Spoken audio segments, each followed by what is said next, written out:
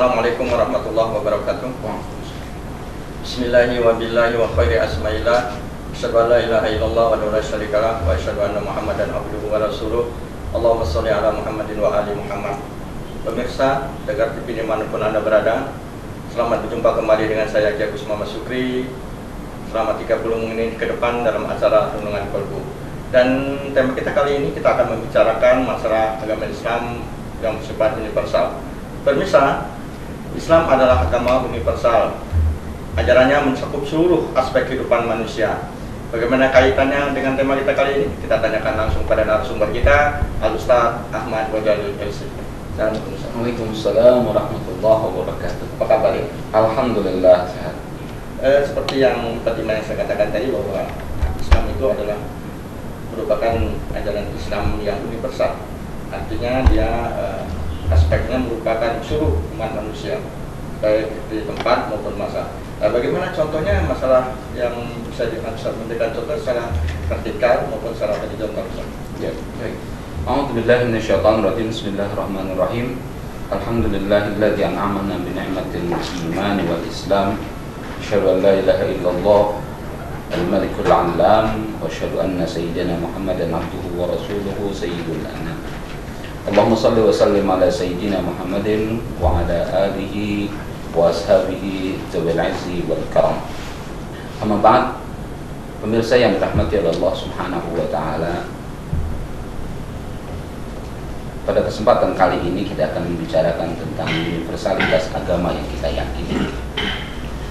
Berbicara mengenai universalitas agama yang artinya bahwa kita akan menculik satu ayat Al-Quran Karim yang pada intinya memberikan satu penjelasan kepada kita semua tentang universalitas Islam itu sendiri, yaitu Allah Subhanahu wa taala berfirman, a'udzubillahi minasyaitonir rajim, bismillahirrahmanirrahim, wa ma arsalnaka illa rahmatan lil alamin. Tidaklah kami utus engkau wahai Muhammad kecuali sebagai rahmat bagi seluruh alam. Yang artinya bahwa Islam sebagai agama yang terakhir, sebagai sebuah konsep kehidupan yang Allah Subhanahu wa taala berikan kepada manusia melalui seorang nabinya, yaitu Nabi Muhammad SAW, adalah merupakan agama yang meliputi segala sesuatu. Agama yang merupakan satu bentuk kasih sayang Allah Subhanahu wa taala kepada seluruh alam ini. Ketika para ulama memberikan penjelasan tentang rahmatan lil alamin, bahwa diutusnya Rasulullah SAW adalah merupakan rahmat bagi seluruh alam, merupakan satu bentuk kasih sayang Allah Subhanahu wa taala kepada seluruh alam ini, yang tentunya kita pahami dan mengetahui bahwa nubuwah, kenabian Rasulullah SAW sangat berkaitan erat dengan agama yang beliau bawa. Agama yang sempurna, agama yang terakhir yang Allah Subhanahu wa taala berikan kepada manusia secara keseluruhan. Bahkan dalam riwayat yang lain itu disebutkan tidak hanya bagi manusia, tapi bagi seluruh alam, bahkan makhluk hidup seluruh alam ini. Oleh karenanya hal ini pun dikuatkan dengan yang difirmankan Allah Subhanahu wa taala, wa ma khalaqtul jinna wal insa illa liya'budun. Minimal artinya makhluk yang bernama jin dan manusia ini juga menjadi bagian daripada rahmat lil alamin yang melalui Rasulullah SAW. Itu secara vertikal, Ustaz. Ya. Bagaimana kalau secara horizontal dengan masyarakat umumnya begitu? Ya. Oleh karenanya, sebagai sebuah bentuk kasih sayang Allah Subhanahu wa taala, tentunya hal ini tidak terlepas daripada dalam hal ini subjek yang menjadi pokok pembicaraan kita adalah yaitu manusia pada secara keseluruhan. Oleh karenanya Islam sebagai sebuah agama itu diperuntukkan untuk seluruh manusia. Pada hakikatnya Islam sebagai sebuah agama itu diturunkan oleh Allah Subhanahu wa taala untuk seluruh manusia. Konsep ini yang kita ketahui bahwa agama itu sendiri adalah merupakan rangkaian keyakinan, aturan-aturan yang diturunkan oleh Allah Subhanahu wa taala melalui Rasulullah SAW untuk mengatur kehidupan manusia guna mencapai kebahagiaan di dunia dan akhirat, yang artinya bahwa konsep ini benar-benar ditujukan untuk menyelaraskan apa yang menjadi tujuan kehidupan manusia di dunia ini. Yang artinya juga bahwa konsep ini apabila siapapun saja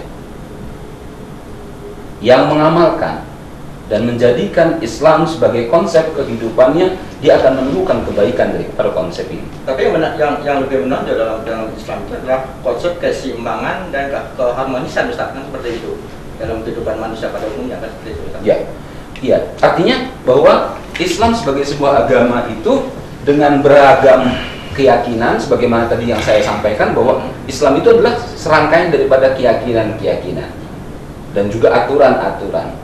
Dan di sini artinya bahwa apapun saja, baik itu berkaitan dengan hubungan kita dengan Allah Subhanahu wa Ta'ala, hubungan kita dengan sesama manusia, hubungan kita dengan alam semesta ini, bahkan hubungan kita dengan diri kita sendiri, itu sudah ada aturannya di dalam ajaran Islam. Yang artinya bahwa ketika kita melakukan dan mengamalkan apa yang menjadi konsep bagaimana menjalin hubungan antara kita sebagai makhluk, sebagai manusia dengan Allah Subhanahu wa Ta'ala sebagai Sang Pencipta, bagaimana kita mengatur kehidupan kita antara sesama manusia, bagaimana kita bisa mengkorelasikan, menghubungkan dengan harmonis antara kita dengan alam semesta ini, dan bahkan bagaimana kita mengatur hubungan kita dengan diri kita sendiri. Ketika empat terjalin ini yang seluruhnya berada dalam koridor peraturan Islam, maka disitulah manusia akan mendapatkan kebahagiaan. Jadi salah sekali kalau kata orang mengatakan bahwa agama Islam itu adalah agama eksklusif atau tertutup, kan begitu, Ustaz, ya? Bahwa agama Islam itu kan sebenarnya kan terbuka, kan seperti itu. Ya, justru di sini universalitas Islam ditunjukkan. Salah satu keistimewaan Islam sebagai sebuah agama. Dan ini patut dibanggakan oleh umat Islam bahwa konsep keislaman, Islam sebagai sebuah agama, ini adalah konsep yang diperuntukkan untuk seluruh manusia dan terbuka untuk seluruhnya. Oleh karenanya, kenapa saya sampaikan pada pertemuan, pada apa yang sudah saya sampaikan tadi, bahwa dengan demikian siapapun saja yang mengamalkan dan menjalankan konsep Islam ini, kendatipun dia, sekalipun dia bukan orang Islam sekalipun, maka dia akan menemukan kebaikan dalam kehidupannya dari konsep yang dia amalkan apabila konsep itu diadopsi dari konsep Islam itu sendiri. Jadi oleh karenanya sangat merugi sekali kalau ternyata kita lihat kadang-kadang ada sebuah ungkapan, ternyata ada orang yang non muslim itu lebih Islam daripada orang muslimnya sendiri. Yeah. Nah, apabila hal itu terjadi, yang artinya ada orang-orang di luar Islam yang mengambil dan mengamalkan konsep yang ada di dalam Islam, maka dia akan mendapatkan kebaikan daripada konsep tersebut. Oleh karena sangat merugi sekali apabila orang yang sudah meyakini dirinya sebagai seorang Muslim lalu meninggalkan konsep Islam ini sendiri. Tentunya kita tahu bahwa semua aspek yang ada dalam kehidupan manusia seluruhnya diatur di dalam Islam. Hanya saja permasalahannya adalah bagaimana kita mau mengambilnya, bagaimana kita mau mengetahuinya, mempelajari Islam dengan secara keseluruhan. Oleh karenanya Allah memerintahkan kepada kita, udkhulu fis-silmi kafah, masuklah kalian, yakinilah kalian. Ketika kalian meyakini bahwa Islam sebagai agama kalian, sebagai pedoman kalian, maka masuklah secara keseluruhan. Yang artinya bahwa hubungan apapun yang terjadi di dalam dunia ini, sisi apapun yang ada di dalam dunia ini, dalam kehidupan kalian di dunia ini, maka seluruhnya ada diatur di dalam Islam. Jadi kesempurnaan Islam itu bukan bisa menjawab tantangan saja, tapi membuat solusi, kan seperti itu, Ustaz, ya? Iya, jelas gitu. Artinya bahwa kita tahu salah satu kesempurnaan sebagai Islam sebagai sebuah agama dan konsep berkaitan dengan pembahasan kita, yaitu universalitas, bahwa Islam harus bisa memberikan jawaban dan juga memberikan solusi dalam setiap kondisi dan terjadinya perubahan. Artinya ketika kita hidup yang kita katakan bahwa di zaman yang modern ini Islam pun harus merespon modernisasi itu sendiri. Bagaimana sikap Islam, bagaimana pandangan Islam yang sesungguhnya tentang perkembangan dunia, ekonomi dan lain sebagainya. Jadi jangan dikira bahwa Islam itu hanya ngurusin masalah tohara dan masalah salat. Bahkan syariat berkaitan dengan ekonomi pun sebenarnya sudah diatur di dalam Islam. Jadi dengan perkembangan dunia kedokteran, bagaimana dengan kondisi seperti sekarang, dunia perbankan, seharusnya Islam memberikan jawaban dan ada di dalam Islam. Hanya saja tinggal bagaimana peran aktif para warasatul anbiya, yaitu para ulama, bagaimana bisa memberikan penjelasan dan pemaparan tentang konsep Islam yang kafah, yang seluruhnya. Jadi Islam tidak jumud, Islam tidak tertutup, Islam terbuka. Ini tuntutan. Karena kalau kita mengatakan bahwa Islam sebagai sebuah agama yang sempurna dan mampu memberikan jawaban terhadap kehidupan manusia, memberikan solusi dalam kehidupan manusia, maka apapun bentuknya, aspek apapun yang dihadapi oleh manusia, Islam memiliki jawabannya.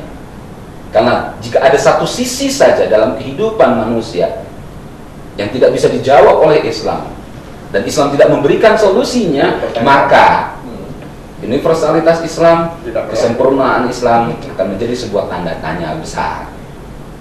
Jadi disinilah peran penting orang-orang yang mau mendedikasikan hidupnya, waktunya untuk mempelajari agama ini, yang mereka mau mengamalkan apa yang difirmankan Allah Subhanahu wa taala, bahwa falawla nafaru min kulli firqatin ta'ifatun yatafaqahu fid din. Hendaknya ada satu kelompok dari segolongan orang yang mereka itu, beberapa orangnya itu dia memperdalami agama, yaitu para ulama. Oleh karena itu kita harus berterima kasih kepada para ulama yang mencurahkan waktunya, menghabiskan masa hidupnya untuk mempelajari agama ini, mengkaji, mendiskusikan bagaimana untuk bisa memberikan sebuah jalan keluar dalam kehidupan manusia. Disinilah bentuknya universalitas Islam yang menjadi kebanggaan Islam sebagai sebuah agama yang kita yakini. Kembali ke masalah universal dengan pemasangan kelompok satu dan kelompok yang lain, tapi jangan jauh Ustaz. Pemirsa, bagaimana kaitannya dengan tema kita kali ini? Kita ikut dulu yang satu ini.